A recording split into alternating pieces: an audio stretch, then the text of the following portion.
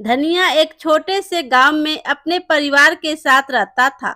उसकी बीवी चंदा और दो छोटे छोटे बच्चे, यही उसकी सारी दुनिया थी। धनिया के पास थोड़ी सी जमीन थी जिस पर खेती बाड़ी करके वह अपने परिवार का गुजर बसर करता था। बहुत ज्यादा कमाई तो नहीं हो पाती थी, परंतु वह थोड़े में ही बहुत खुश थे और उन्हें दो वक्त का खाना मिल जाता था। धनिया का स्वभाव बहुत अच्छा था। उसकी किसी से लड़ाई नहीं थी। वह हर एक की मदद करने के लिए हमेशा तैयार रहता था। धनिया के खेतों में फसल तैयार होने वाली थी। बस बारिश का इंतजार था। धनिया रात को अपनी बीवी से बात करता है। मेरे पूरे साल की मेहनत और इंतजार का फल अब हमें मिलने वाला है। बस इस बार बारिश खूब अच्छी हो जाए तो हमें फसल के अच्छे दाम मिल जाएंगे। फिर धनिया की पत्नी कहती, हाँ, भगवान से इस बार यही प्रार्थना करेंगे कि बारिश अच्छी हो, जिससे गांव में सभी की फसल बहुत अच्छी हो। परंतु इस बार बारिश का इंतजार करते करते किसानों की आंखें थक जाती है। बारिश नहीं आती। पानी की कमी होने के कारण गांव में काफी लोगों की फसल खराब हो जाती है और सूख जाती है। धनिया की भी सारी मेहनत बेकार चली जाती है और पानी की कमी के कारण उसकी सारी फसल सूख जाती है। फिर धनिया अपनी पत्नी से कहता है, मुझे कितनी उम्मीद थी इस बार, पर बारिश न होने के कारण सारी मेहनत पर पानी फिर गया। अब इन फसलों के लिए मैंने जो उधार लिया था, उनका पैसा कहाँ से चुकाऊंगा? मेरे तो कुछ समझ में नहीं आ रहा। धनिया की पत्नी कहती है, आप परेशान मत हो, भगवान सबका भला करेंगे। पड़ोस वाले महेश भैया के भी पूरे खेत सूख गए और उन्हें भी काफी नुकसान हुआ है। पर उनकी बीबी बता रही थी कि महेश भैया शहर जाने की सोच रहे हैं। तुम भी क्यों नहीं शहर जाकर वहाँ कोई काम ढूंढ लेते?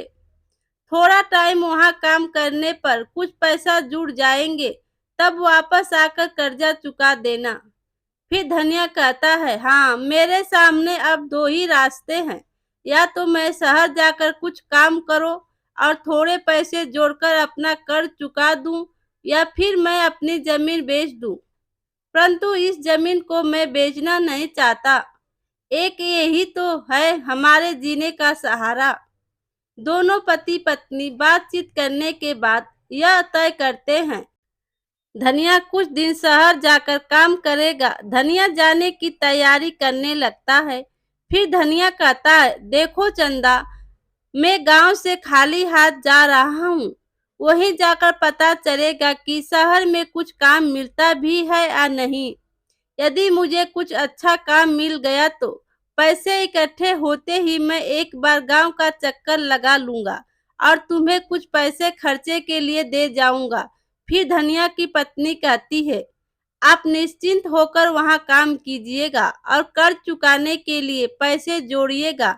हमारी चिंता बिल्कुल मत करना। मैं और दो छोटे छोटे बच्चे, हमारा कितना खर्च होगा और मैं फिर अपने मायके जाकर रह लूंगी। आप चिंता मत कीजिएगा। अगले दिन धनिया शहर चलने की तैयारी करता है। तभी उसकी पत्नी, यह लीजिए, खाने के लिए कुछ सामान और खर्चे के लिए कुछ पैसे है, यह थैला संभाल कर रखना। धनिया पूछता है, तुम्हारे पास यह रुपया कहाँ से आए? उसकी पत्नी कहती है, मैंने बहुत टाइम से रोज के खर्चे में से थोड़ा थोड़ा बचा कर रखे हैं ताकि मुसीबत में काम आए। सो आज इनकी जरूरत आ गई, रखिए आप इन्हें। और वह थैला लेकर वहां से चल दिया।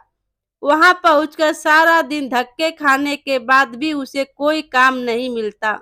धनिया बहुत चिंतित हो जाता है और सोचने लगता है, यदि मुझे यहाँ काम नहीं मिला तो मैं अपने परिवार का खर्च कैसे चलाऊंगा, और फिर मेरे सर पर कर्जा भी तो है। हे भगवान, मेरी मदद करना। धनिया सारा दिन भूखा प्यासा इधर उधर घूमता है, पर उसे कोई काम नहीं मिलता।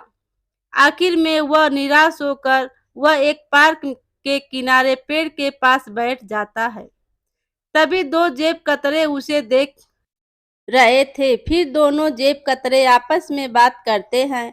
अरे गोलू, इधर देखो, बाग के पास में एक नया मुर्गा देख। देख, उसके हाथ में एक थैला भी है। फिर दूसरा जेब कतरा कहता है, क्या बात है उस्ताद, आपकी दूर की नज़र बड़ी कमाल की है।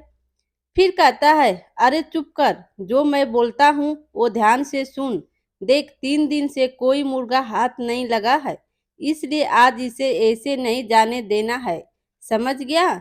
मैं जाऊंगा और इसको बातों में लगाऊंगा और चुपचाप से तू इसका बैग उठा लेना और 9 2 11 हो जाना, समझ गया। हुस्तास समझ गया। अब देखो गोलू का कमाल। लल्लू धनिया के पास जाकर, अरे मनीष भाई, कैसे हैं आप, इतने दिनों से दिखे नहीं भैया। फिर धनिया कहता है, भाई कौन है आप, माफ करना मैंने आपको पहचाना नहीं। मेरा नाम मनीष नहीं, मेरा नाम धनिया है।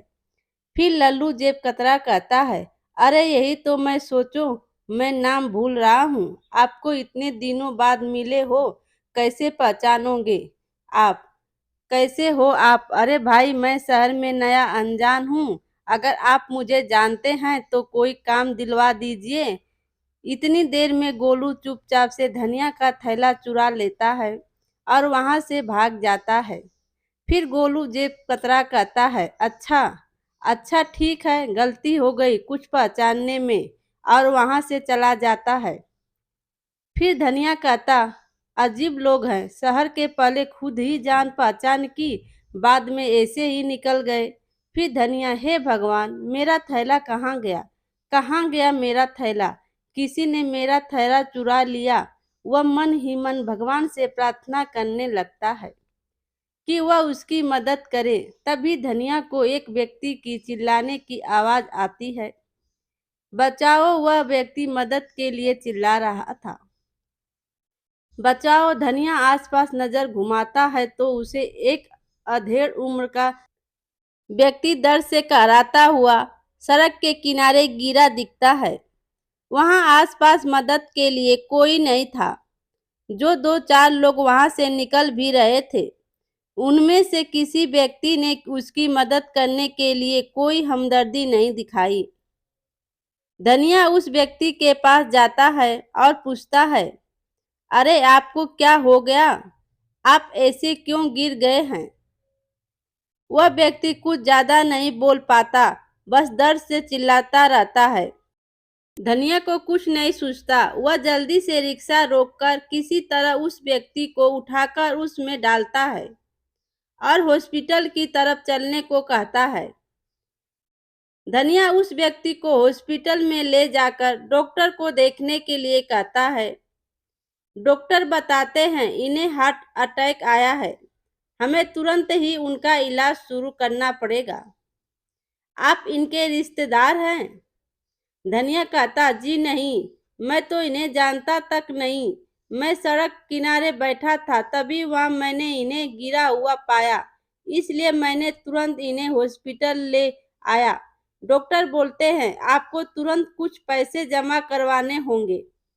क्या आपके पास कुछ पैसे हैं। धनिया सोच में पड़ जाता है और डॉक्टर से कहता है, डॉक्टर साहब, मेरा थैला किसी ने चुरा लिया जिसमें कुछ पैसे थे, लेकिन अब तो मेरे पास कोई पैसे नहीं हैं। मैं तो खुद भूखा प्यासा काम की तलाश में घूम रहा था, तभी मैंने इन्हें गिरा हुआ पाया। इमरजेंसी में उस व्यक्ति का इलाज शुरू कर देते हैं। धनिया जिस समय उस व्यक्ति को हॉस्पिटल ला रहा था, तभी उस व्यक्ति की जेब से एक बटुआ गिर गया था, जिसे संभाल कर धनिया ने अपने पास रख लिया था। धनिया बटुआ को डॉक्टर को देखता है और कहता है, डॉक्टर साहब, यह इन्हीं का बटुआ है, आप इसे खोल कर देख लीजिए, इसमें शायद कुछ पैसे हैं, मैंने इसे नहीं खोला। डॉक्टर जैसे ही उस बटुए को खोलता है, उसमें काफी पैसे और उसे एक आईडी कार्ड और क्रेडिट कार्ड भी मिलता है। आईडी कार्ड देखते ही डॉक्टर कहता है, अरे यह तो शहर के मशहूर उद्योगपति राज सिंघानिया हैं। तुमने यह बहुत अच्छा किया, इस बटुआ को संभाल कर रख लिया। इससे हमें यह पता चल गया कि यह कौन है। हमने इनका इलाज शुरू कर दिया है। 3 से 4 दिन हॉस्पिटल में रहना होगा। तुम चाहो तो कल आकर इनसे मिल सकते हो। फिर धनिया कहता है, जी डॉक्टर साहब, आपका बहुत बहुत शुक्रिया। मैं कल आकर इनसे मिल लूंगा। धनिया वहां से निकलकर एक पार्क में जाकर सो जाता है। उसके पास खाने पीने की कोई पैसे नहीं थे, ना ही रहने का कोई ठिकाना। अगले दिन सुबह उठकर धनिया उस व्यक्ति से मिलने उस हॉस्पिटल में जाता है। धनिया डॉक्टर से मिलता है और उनका हाल चाल पूछता है। डॉक्टर साहब, अब उनकी तबीयत कैसी है? क्या वह ठीक हो गए हैं? क्या मैं उनसे मिल सकता हूँ? फिर डॉक्टर कहते हैं, हाँ, अब वह बिल्कुल ठीक हैं। मैं तुम्हें उनसे मिलवा देता हूँ।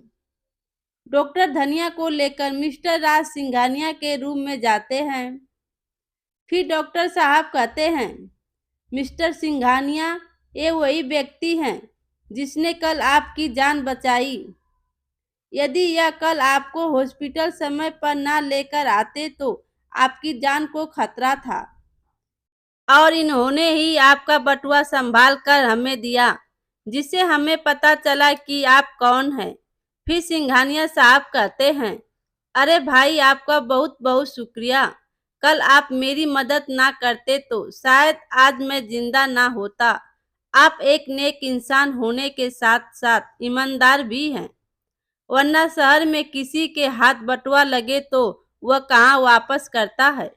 परंतु आपने उसे संभाल कर रखा। उसमें मेरे कई कीमती क्रेडिट कार्ड और आईडी कार्ड थे। फिर धनिया कहता है, आप ठीक हो गए, मुझे यह जानकर बहुत खुशी हो रही है। राज सिंघानिया धनिया के बारे में पूछते हैं कि वह कहाँ रहता है और क्या काम करता है।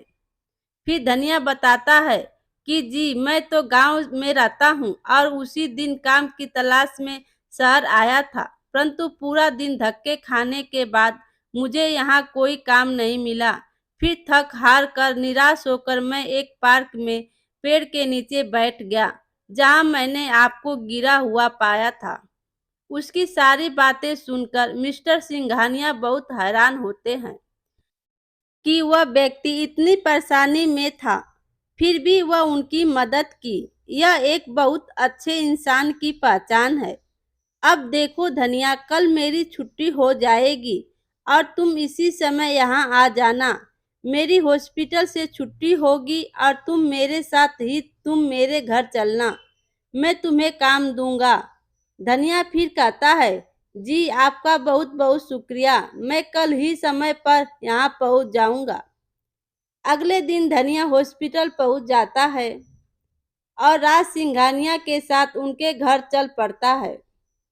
राज सिंघानिया के घर पहुंचकर धनिया उनके घर और गाड़ियां देखकर चकित रह जाता है और मन ही मन सोचता है कि वह कितने बड़े आदमी हैं। धनिया घबराता हुआ राज सिंघानिया के पीछे पीछे उनके घर के अंदर पहुंचता है। राज सिंघानिया उसे बैठने के लिए कहते हैं और उसके लिए कुछ खाने पीने को लाने को कहते हैं। राज सिंघानिया कहते हैं, देखो धनिया, तुम यहाँ आराम से बैठो, मैं 15 मिनट में आता हूँ। धनिया वहाँ बैठकर आराम से खाना पीना करता है। कुछ देर में राज सिंघानिया वहाँ आते हैं और धनिया से कहते हैं, धनिया, मैं तुम्हारी ईमानदारी से बहुत प्रभावित हुआ हूँ।